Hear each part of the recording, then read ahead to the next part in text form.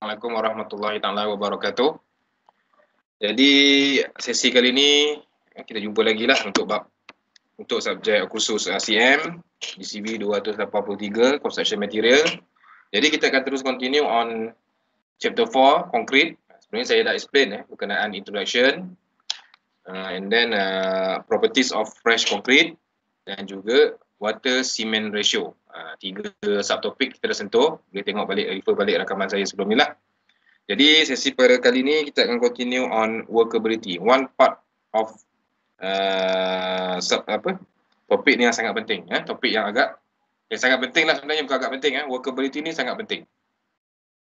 Jadi kita cuba cover yang satu topik lah, 4.4 workability. Okey, boleh teruskan Boleh Encik. Ucap tak lama. Okey, nampak tak? Nampak je, nampak. Alright, clear Okey, workability. Pernah dengar tak perkataan workability? You pernah dengar tak? Dalam lain-lain subjek ke? Ada pernah dengar? Pernah Okey, apa yang awak tahu berkenaan workability? Tak apa, jawab je. Salah kita betulkan, tak ada masalah. Apa yang awak tahu berkenaan workability? Kualiti kerja, ya ke? Kualiti kerja Okey, betul. Hampir tepat lah. Cuma definisi asalnya. Okey, lain-lain ada tak? Ada nak cuba jawab? Tak ada? Okey, tak apa. Okey, workability maksud dia kalau dalam bahasa Melayu ni adalah kebolehkerjaan. Kebolehkerjaan. Dia tak merujuk pada pekerjaan Dia merujuk kepada sesuatu bahan tu adakah mudah atau sukar untuk kita handle. Adakah mudah atau sukar untuk kita handle. Jadi definisi yang sebenarnya ialah workability implies the ease with which a concrete mix can be handled from the mixer to its finally compacted shape without segregation during placement and compaction. Maksudnya di sini kadar senang atau sukarnya sesuatu bahan konkrit tu untuk kita handle dia, untuk manusia, pekerja handle dia daripada mixing sampailah compacted, sampai last part lah, sampai kita masuk dalam formwork dan kita compactkan dia.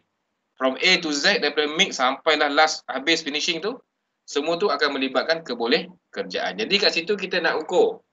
Bukan nak ukur lah, kita akan belajar apa itu kebolehkerjaan bagi konkrit. Daripada mula sampai habis. Okey. Jadi ada beberapa faktor yang mempengaruhi kebolehkerjaan atau workability of concrete ni. Okey, tak apa, sebelum tu saya bagi contoh dulu lah kebolehkerjaan ni.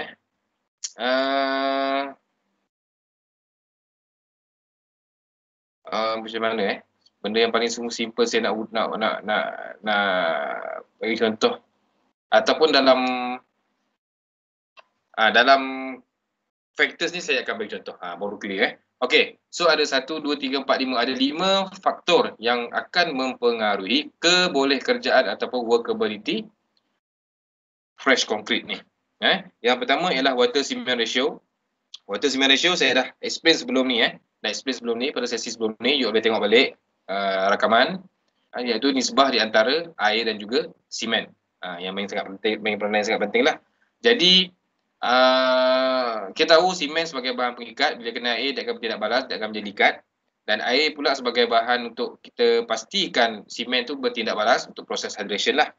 Dan juga air ni juga main peranan untuk workability. Okey, saya bagi contoh yang mudah lah pada kamu. Ada dua bancuan konkrit, satu cair, satu kurang cair. Mana yang lebih mudah untuk awak handle? Bila kata handle ni untuk bancuh, untuk bawa dia, untuk masuk dalam formwork, untuk ratakan dia, untuk compactkan dia, itu dikatakan mudah. Yang mana satu? Yang cair ke yang kurang cair? Cair. Yang cair, fahamlah tu. Bila kata awak mudah untuk handle konkrit yang cair itu, bermaksud kadar kebolehkerjaan di antara konkrit yang cair lebih tinggi daripada kadar kebolehkerjaan dengan konkrit yang kurang cair daripada dia. Simple. Ya? Tak dengar. Apa tu soalan Siapa tanya soalan tadi? Tak ada? Faham Boleh faham Jelas Faham. Okay. Jadi kalau kata contoh untuk nisbah air satu bancuhan tu kurang. Jadi agak kering lah, agak kering. Jadi susah untuk kita handle dia, untuk kita bancuh dia, untuk kita bawa dia masuk ke dalam transport, dari transport nak turun keluar ke formwork, dari formwork kamu nak ratakan dia ke seluruh, untuk isi semua keseluruhan formwork, nak pastikan dia tutup semua besi dan nak pastikan dia mengisi keseluruhan ruang formwork, itu agak sukar daripada konkrit yang cair. Tapi ingat, memang betul konkrit yang cair lebih mudah untuk handle. Tapi dia ada beberapa perkara yang perlu diambil kira lah. Saya dah sentuh sebelum ni dalam 4.3 iaitu water cement ratio ni. Dia kena tengok design, tengok keperluan lah. Saya dah explain sebelum ni. Kalau you dah tengok video saya, you akan faham. You tak boleh sebarang cairkan konkrit. Tak boleh sebarang cairkan konkrit. Ataupun tak boleh sebarang kurangkan air. Tu kamu kena tengok baik video saya yang sebelum ni. Dan juga carta yang graf yang menunjukkan apa compressive strength dan juga water cement ratio. Sebab air dan juga disebab air dan simen dia mempengaruhi strength. Dia mempengaruhi strength end produknya dia mempengaruhi strength dan juga stability. Kita akan tengok apa itu stability Okey. Sebelum tu saya belum explain lagi lah berkenaan definisi tadi. Ada segregation awak tengok baik definisi workability, ada segregation. Segregation during placement and compaction. Okey, apa itu segregation? Alright. Segregation dalam bahasa Melayu ialah pengasingan. Okey, kita tahu dalam bancuan konkrit ada air, ada pasir, ada batu, fine dan coarse aggregate, dan juga simen. Jadi segregation ni bermaksud pengasingan lah. Jadi dalam konteks konkrit ni, segregation ni maksudnya pengasingan bahan-bahan tadi, terasing. Maksudnya apa? Okey, kita dah bancuh sebati. Bancuh sebati, kita nak transport dia ke site. Kita masukkan dalam lori mixer tu, lori siput tu lah selanjutnya. Tahu lori siput? Pernah tengok tak? Pernah tengok Aku dah tak pernah tengok lori siput. Ada sebab ada pelajar saya tak pernah tengok lori siput tu. Tak tahulah dia tinggal kat mana kan. Tapi tak apalah. Mungkin dia pernah tengok tapi dia tak pernah tahu. Jadi segregation during transportation ni macam-macam boleh berlaku. Untuk yang akan affect quality konkrit. Jadi dia akan bergerak. Contoh dia bergerak selama setengah jam daripada batching plant nak ke site. Semasa dia bergerak tu segregation boleh berlaku. Bermaksud yang berat akan turun ke bawah. Okey, kita tahu ada batu, pasir, simen, air. So yang berat akan turun ke bawah. Batu akan turun ke bawah. Kemudian pasir akan turun. Kemudian simen, atas tu air. Itu dipanggil segregation. Macam kek lapis tu. Dia berlapis-lapis. Jadi bancuhan konkrit yang mengambil kira kualiti dan design yang baik dan mengambil kira workability, dia takkan jadi segregation. Kalau jadi pun sangat-sangat minimum. Nampak tu? Maksudnya nisbah water cement ratio dan juga lain-lain bahan di dalam konkrit kena design betul-betul. Sebab kita nak elakkan segregation. Apa efek lagi segregation ni? Efek dia banyak lah. Okay, bila awak placing, bila awak nak masukkan dalam formwork, masuk nanti yang berat akan turun bawah. Batu turun, pasir turun, atas tinggal simen dengan air. Buka formwork, jadi kek lapis, tak jadi beam, tak jadi kolom. Apa jadi kat structure tu? Tak boleh pakai lah. Kita kena robohkan dia lah. Itu masalah segregation. Dia melibatkan workability. Dia berkait rapat dengan workability. Okey, mungkin designer nak cair supaya mudah untuk pekerja handle konkrit tu. Tapi masalah dia tak mengambil kira segregation, tak stable. Konkrit tak stable. That's why dia ada berlakunya pengasingan. Itu ialah segregation. Boleh faham? Terkejut kan? Buka formwork tiang, bawah batu, atas tu pasir, atas tu simen. Itu masalah. Tak sebati betul. Masa gaul sebati. Tapi bila dia buat kerja, kan? Bila buat kerja, macam-macam awak bancuh Milo lah. Awak bancuh Milo, awak biar sekejap. Nampak tak bendakan Milo kat bawah? Nampak kan? Itu segregation lah. Maksudnya bancuhan Milo tak stabil. Tak stable. Sebab dia tak boleh kekalkan sebatian dia dalam tempoh yang lama. Jadi konkrit didesain supaya mengekalkan sebati itu walaupun diberi vibration, diberi compaction dan sebagainya lah. Okey, jelas. Faham tak berkenaan segregate tadi? Saya nak kaitkan dengan water cement ratio lah. Boleh faham Clear? Faham je. Respon. Kalau tidak saya tak tahu awak faham tak faham. Clear je. Tak faham tu saya. Clear cik, clear. Okey, alright. Okey, seterusnya ialah aggregate. Aggregate. Okey. Kalau ikut logik awak lah, logik akal, macam mana aggregate ni mempengaruhi kebolehkerjaan? Cuba bagi contoh kat saya. Seorang tu respon. Bagi contoh kat saya tu. Macam mana aggregate ni mempengaruhi kebolehkerjaan? Macam mana? Macam mana batu dengan pasir ni boleh mempengaruhi proses kerja bancuan konkrit ataupun placing of concrete? Seorang tu respon kat saya. Tengok kefahaman kamu. Ini secara logik akal je. Ini sebenarnya common sense sebenarnya. Mungkin Ataupun cuba respon. makin tebal batu tu makin susah nak godak. Betul, tepat sekali Okey, aggregate size lebih merujuk pada size lah. Okey, yang pertama, kalau size-nya besar-besar penumbuk dengan size yang besar-besar ibu jari, kalau ikut logik lah, mana yang lebih mudah untuk awak handle? Yang besar-besar ibu jari lah, betul? Jadi daripada mixing nak bancuh awak senang nak handle. Bila kata nak senang handle masa mixing tu, nak pastikan bancuhan simen dan air tu menutupi semua aggregate, membalut semua aggregate. Itu kita boleh kerjaan untuk aggregate. Ataupun aggregate yang okey, satu contoh tadi dari segi saiz lah. Saiz yang besar sukar untuk kita handle. Kemudian dari segi kalau saiz besar juga untuk kita masukkan di dalam formwork pun masalah.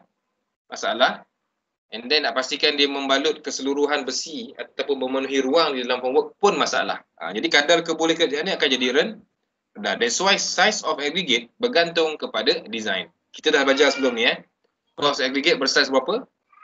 4.75 hingga ke 80. Tapi kebiasaannya untuk konkrit kita guna 20 ke 25 mm punya saiz. Okey. Dengan mengambil kira spacing di antara riba dan juga cover konkrit. Okey Okey, itu dari segi saiz. Kalau dari segi bentuk pula, saya bagi contoh kat awak. Saya bagi situasi Ada dua jenis aggregate. Kita tengok aggregate yang kasar dulu Satu aggregate dia bulat-bulat. Dia bulat-bulat macam guli. Satu lagi aggregate macam batu biasalah, bersegi-segi. Mana lebih mudah untuk handle? Yang bulat ke yang bersegi?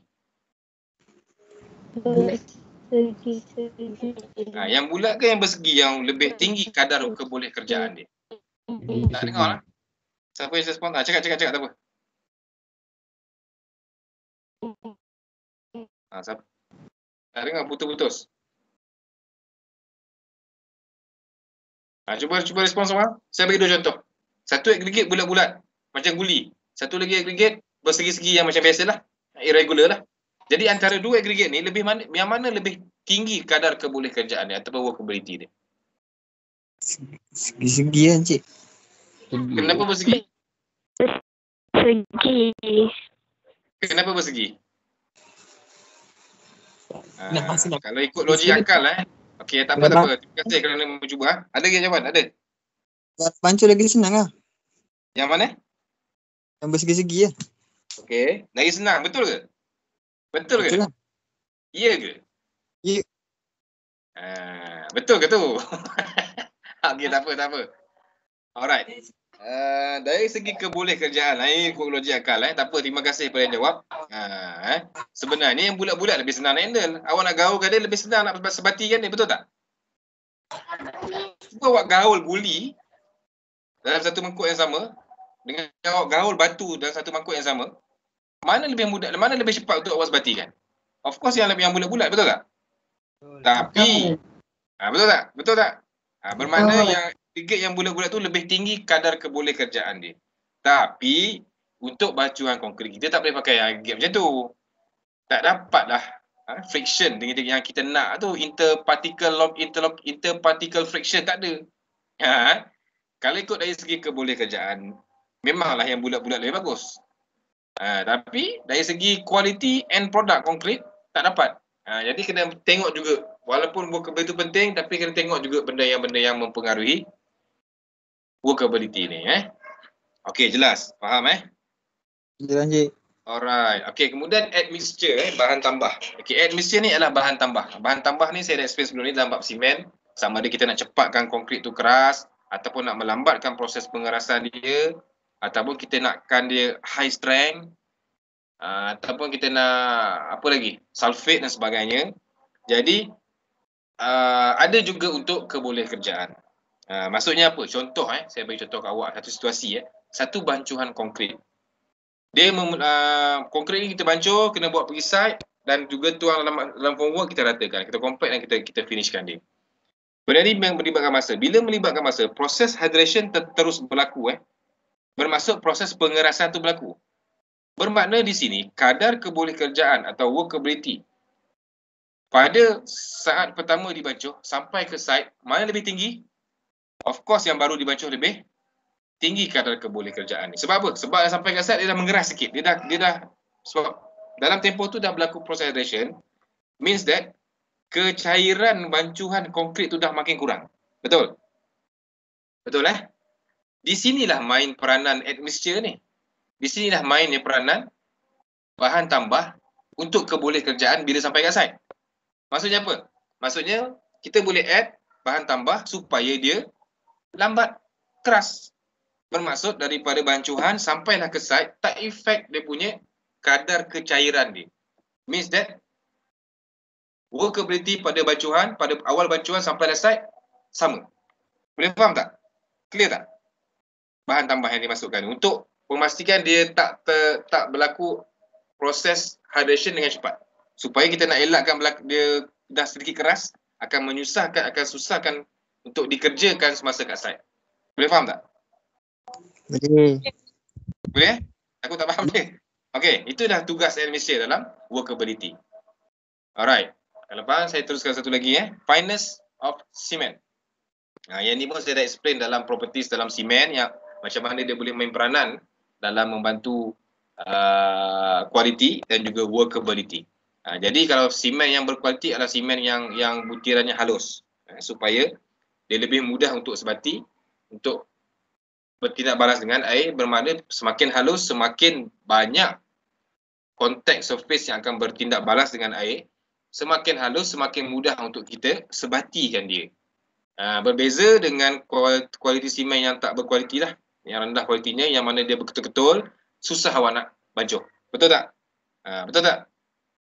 Boleh faham itu siapa yang ni pun saya dah explain dalam bab simen, jadi awak boleh tengok balik rakaman simen untuk finance ni Jadi kualiti simen yang baik yang akan memudahkan workability ialah simen yang halus, yang tak berketul-ketul, yang maksudnya yang dah tak terdedah dengan lembapan lah.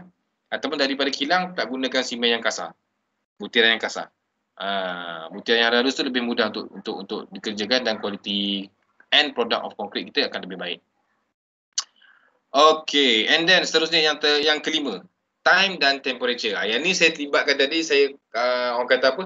Yang pertama time tadi daripada saat bancuhan sampailah ke site. Dari site nak tuang ke dalam formwork dan juga nak compact dan ratakan. Jadi sela masa ni akan berlaku proses hydration. Ini saya explain tadi dalam exhibition tadi kan. Akan berlaku proses hydration, proses pengerasan, proses mula pengeras. Jadi masa dia main peranan. That's why ada syarat-syarat tertentu untuk site. Ada contoh kalau bancuh pukul 2, dia kena sampai site sebelum pukul 4. Dia ikut design. Ada syarat dia selepas bancuh dia boleh dipakai selepas sejam saja. Sebelum sejam saja. Selepas sejam konkrit tu kena reject, tak boleh pakai. Sebab dia dah mengeras, dia dah hilang sifat sepatutnya yang didesign. Okey. Contoh dalam tempoh sejam kalau ikut logik lah, awak bancuh simen sejam dia dah mula mengeras, betul tak? Jadi masa yang panjang akan effect workability. Sebab apa? Sebab dia dah mula proses pengeringan, proses hydration. Bila dia dah berlaku proses hydration, dia semakin mengeras, semakin kurang air. Jadi semakin susah untuk dikerjakan. Boleh faham jadi masa ni memang peranan. Jadi kat site sebab tu kena tengok untuk satu-satu projek, kita kena tengok dia punya jarak, kadar trafik dia macam mana supaya nak elakkan batching lori simen tu, lori konkrit tu hantar konkrit ke site dengan mengambil tempoh yang terlalu lama. Ini akan effect quality dan juga akan effect workability. Dua-dua ni berkait rapat. Okey, kemudian temperature. Ini pun bagi dalam lah, temperature pun tengoklah. Makin tinggi temperature, makin cepatlah dia mengeras. Jadi kalau kawasan-kawasan yang panas, musim panas sebagainya, kena tengok. Tengok juga temperature. Dia akan effect workability sebab dia cepat mengeras. Kalau suhunya panas, dia akan cepat berlaku proses hydration. Jadi semakin sukarlah konkrit itu untuk dikerjakan. Walaupun dalam tempoh yang dibenarkan selepas bancuhan. Okey, itu adalah 5. Ini adalah 5 faktor-faktor yang akan mempengaruhi kebolehkerjaan satu-satu bancuhan konkrit. Ada soalan tak? Sebelum saya proceed sikit lagi. Ada soalan? Tak clear terus tanya jangan simpan-simpan tak clear terus tanya. Encik nak tanya. Okey. Yang admixture tadi tu, poin yang ketiga. Admixture okey. Apa jenis-jenis admixture dia yang main chemical tu? Admixture ni dia macam-macam. Ada yang berbentuk solid, ada yang bentuk serbuk, ada yang bentuk liquid. Dia macam-macam. Admixture bahan tambah ni banyak benda lah. Yang pertama yang kita baca sebelum ni dalam simen kan, kita nak lambatkan dia supaya mengeras, kita nak cepatkan dia keras, kita nak high strengthkan dia, kita nak senang cerita macam ni lah. Bahan asing yang ditambah ke dalam bancuhan asas konkrit, yakni air, simen, batu pasir, yang mana bahan asing ni akan memberi properties baru pada konkrit tu.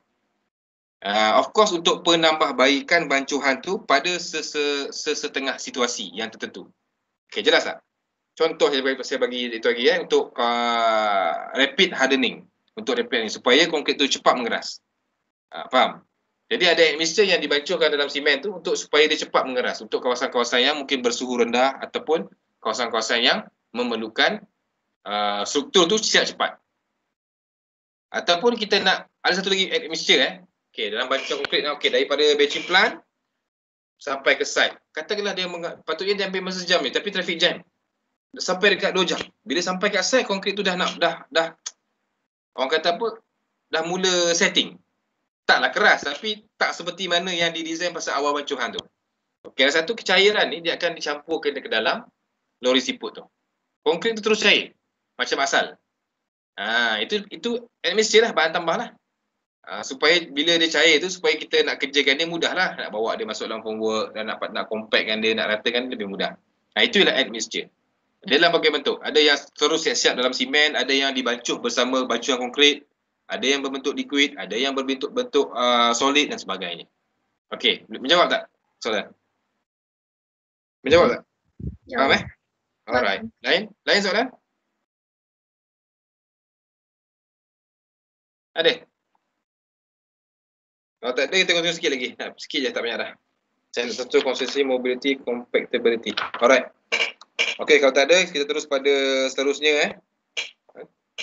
Kita akan tengok pula pada karakteristik untuk workability.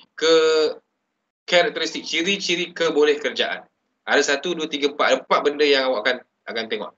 Kalau awak perasan, benda-benda ni saya dah explain. Bukan saya explain, saya dah selitkan dalam faktor-faktor workability tadi. Cuma saya akan cerita secara point by point. Tadi sebenarnya apa yang akan kita tengok sebentar lagi ni untuk consistency, mobility dan compatibility ni dan juga stability saya dah explain serba sedikit dalam faktor-faktor tadi. Okey, kita pergi pada yang pertama, consistency. Okey, apa itu consistency? Dalam bahasa Melayu konsisten lah. Dalam simen dah belajar property of simen kita dah belajar consistency Okay, a state of fluidity of concrete mix including the wettest and densest type, and this depends on the water content in the mix. Konsistensi maksudnya kadar kecairan sesuatu konkrit. Konsisten ataupun tidak konsisten. Merujuk kepada design dia lah. Yang sepatutnya macam itulah. Konsisten ataupun tidak. Kadar kecairan. Itu dipanggil konsistensi. Okey.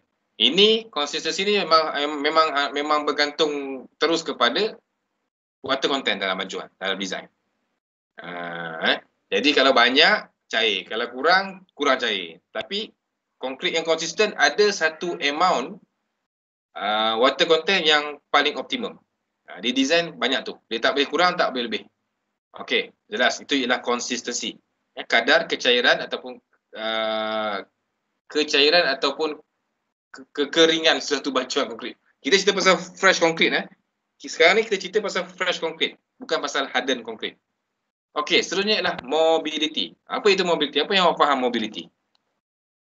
Apa maksud mobility? Cuba seorang respon. Siapa ya, tak apa. Sajalah. Apa yang awak faham tentang mobility?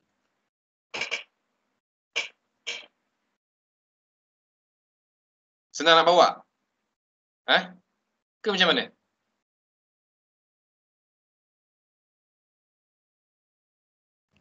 Senang nak bawa Cik. Senang nak bawa konkrit tu? Gerakan. Maksudnya buat dalam kereta, buat dalam lori siput, bawa dia macam tu. Macam tu ke? Masuk Pak? Lebih kurang kot. Okey, tak apa. Okey, lain jawapan? Lain jawapan? Tak apa, siapa-siapa jawab. Kalau salah, kita betulkan. Tak ada masalah.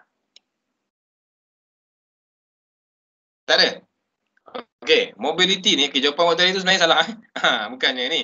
Bukannya kita nak mudah bawa dia. Mobility ni maksud dia, konkret tu sendiri, dia mobile ataupun tidak. Maksudnya apa? Maksudnya bila kita tuang konkret tu ke dalam formwork, adakah mudah untuk dia mengisi ruang-ruang di dalam formwork? Itulah mobility. Berkait rapat dengan workability lah. Berkait rapat dengan water cement ratio. Okey, maksudnya apa? Konkret yang cair, saya beri contoh lagi ya. Konkret yang cair dengan konkret yang kurang cair tadi. Kita tahu konkret yang cair lebih workability, kadar dia lebih tinggi. Mobility pula, of course, konkret yang lebih cair ni lebih mudah untuk mengisi ruang-ruang di dalam formwork. Itulah dipanggil mobility. Konkret tu dia nak bawa diri dia sendiri. Bawa diri dia sendiri nak pergi mengisi ruang-ruang kosong. Itulah mobility. Ya? Boleh Clear? Nak pergi ke ruang-ruang yang dalam formwork dan juga membalut keseluruhan besi yang ada di dalam formwork. Itulah mobility. Berkait rapat dengan workability lah. Of course, mobility yang tinggi, workability akan tinggi. Betul tak? Konkret yang cair lebih tinggi ke workability dia dan lebih tinggi kadar mobility dia. Konkret yang kurang cair ataupun yang kering, yang hampir kering, workability dia sangat rendah dan mobility dia pun rendah. Betul tak? Nah, ini semua ni orang kata apa? Logik akal je. Boleh faham Siapa yang tanya tadi, jawab tadi? Boleh faham tak? Okey. Okey, itu mobility. Yang seterusnya adalah compactability. Compactability maksudnya, adakah konkret tu mudah untuk kita padatkan dia? Itulah compactability. Kadarnya macam mana? The ease with which the concrete mix can be completely compacted and the air voids removed. Maksudnya, sama juga. Berkait rapat dengan workability. Konkret yang mudah untuk dipadatkan, bermaksud tinggi kadar compactability dia, of course workability dia tinggi, of course dia lebih cair, betul tak? Sama je, dia sama je semua ni. Sama je. Konkret yang cair lebih mudah untuk kita compact berbanding konkret yang kurang cair. Tapi tahap kecairan ni berkait rapat dengan water cement ratio ni, tengok pada design lah. Tak boleh suka-suka hati kita cairkan konkret. Rosak lah nanti dia punya design, dia punya strength pada end product nanti. Itu adalah compactability. Boleh faham compact, kita nak compact konkret ni, dia ada kadar dia. Kita nak padatkan bancuan konkret, dia ada kadar dia. Dia tak boleh kurang, tak boleh lebih. Kalau kurang apa jadi? Kalau kurang akan ada air voids di dalam sebatian. Bila kering dia ada lubang-lubang dalam tu. Macam tulang tu kan, dia tak padat. Bila kurang compact dia tak padat. Ingat tu bila kurang compact tak padat. Ini basic juga. Okey. Apa jadi kalau terlebih compact? Saya tanya awak, apa jadi kalau kita terlebih padatkan bancuan konkret? Apa yang jadi? Cuba fikir. Bagi satu jawapan kat saya. Macam mana? Retak? Kot, retak. Apa yang retak? Surface tu retak. Macam mana? Formwork retak? Ikut. Formwork retak. Maksud awak formwork tu akan retak? Tak apa. Formwork kuat. Okey, tak apa. Bayangkan formwork tu kuat, tak retak punya. Kita terlebih compact pada bancuan konkret yang cair tu. Apa akan jadi? Cuba fikir betul-betul. Melempar. Dia akan melempar. Okey. Kalau terlebih compact untuk konkret, dia akan jadi benda ni. Ni. Yang saya explain tadi ni. Segregation. Maksudnya apa? Betul tak? Cuba bayangkan kita vibrate, kita compact lebih lama, suka hati syok sejam compact konkret tu. Dia akan berlaku segregation. Maksudnya apa? Batu kan jatuh ke bawah, atas pasir, batu simen, air. Nampak? That's why compaction ada kadar dia. Untuk konkret dan juga tanah sekalipun. Kita nak buat jalan, nak compact tanah pun ada kadar dia. Tak boleh kurang, tak boleh lebih. Nampak tu? Bukan senang sebenarnya. Bukan mudah sebenarnya kerja konkret ni. Nampak mudah je. Bancuh konkret, tuang dalam formwork, katakan. Tak. Banyak benda yang akan efek kualiti konkret. Kalau terlebih compact, akan berlaku segregate. Akan terjadi kek lapis dekat struktur kamu tu. Boleh faham? Betul tak? Cuba bayangkan awak compact terlebih. Awak cuba ambil satu benda, awak ketuk, awak cuba campur pasir, batu dengan tepung. Contoh, dalam satu tray. Tak campur air, serbuk je dulu. Kering dulu. Awak cuba ketuk-ketuk tray tu. Yang kecil tu akan naik atas kan? Yang berat tu ke bawah. Betul tak? Betul. Betul. Itulah. Itulah dia. Alright, seterusnya ialah stability. Yang ni yang cakap tadi ni. Saya explain tadi dalam property juga. Kestabilan. Kestabilan konkrit bermaksud dia berkait rapat dengan segregation. Okey, stability ni berkait rapat dengan segregation tadi tu. Pengasingan tadi tu. Maksudnya apa? Konkrit yang stabil, dia takkan berlaku proses, dia takkan berlaku segregation tadi. Itu ialah konkrit yang stabil. Maksudnya dia tak terlalu cair. Dia tak terlalu cair. Jadi kalau awak renung-renungkan balik faktor-faktor tadi dan juga apa properties semuanya berkait rapat. Betul tak? Kalau yang ni sikit jadi macam ni. Kalau yang ni banyak jadi macam ni. Kalau yang ni kurang jadi macam ni pula. Dia pusing kan. 4 ni dengan 4 ni 1, 2, 3, 4 ni akan berkait rapat satu sama lain dan berkait rapat dengan faktor-faktor ni. Betul tak? Betul tak? Betul, Encik. Jadi kena faham betul-betul lah. That's why saya cakap workability ni sangat penting dalam bancuhan konkrit. Okey. Boleh faham Jelas Boleh, Encik. Faham. Alright. Okey, selesai untuk workability. Kebolehkerjaan. So ingat balik, kita ulang sikit balik workability. Apa itu workability? Senang atau susahnya konkrit tu untuk kita kerjakan dia. Daripada mixing sampailah compaction. Jadi kalau ikut logik, semakin cair semakin mudahlah untuk kita handle. Semakin tinggilah kadar workability dia. Tapi tahap kecairan ni bergantung pada design, bergantung pada water cement ratio. And then ada faktor-faktor yang akan mempengaruhi kebolehkerjaan satu-satu bancuan konkrit. Ada 5, water cement ratio, aggregate, admixture, fineness of cement dan juga time and temperature. Dan di dalam faktor-faktor ni pula ada pula properties dia. Ada properties dia. Yang pertama ialah consistency, mobility, compactability dan juga stability. Keempat-empat ni berkait rapat satu sama lain dan sangat berkait rapat dengan faktor-faktor tadi. Okey, jelas. Ada soalan? Ada? Ada tanya je. Tak ada. Tak ada. Tak ada. Okey, kalau tak ada, kita habis sesi untuk kali ni. Tak ada. Habis sesi untuk kali ni. So, saya harap you all clear lah. You all clear. Tak ada soalan, saya harap clear lah. Dan pastikan tengok video-video sebelum ni. Yang bukan live. Awak tengok balik. Tak lama pun semua kejap-kejap je, pendek-pendek je video-video dia. Okey.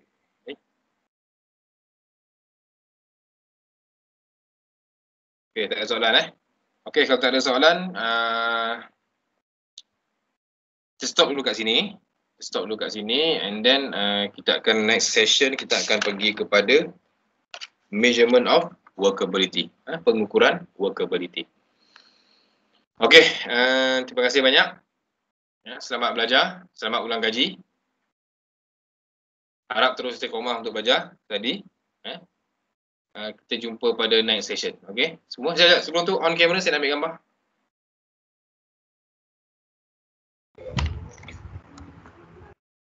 Masing-masing tolong on camera.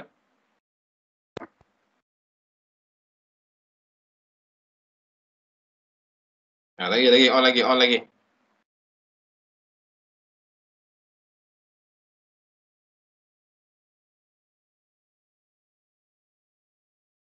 Seorang je perempuan on kamera, yang lain tak nak on. Okey, tak apalah. Yang lain agaknya malu-malu kot. Okey, senyum semua. 1, 2, 3.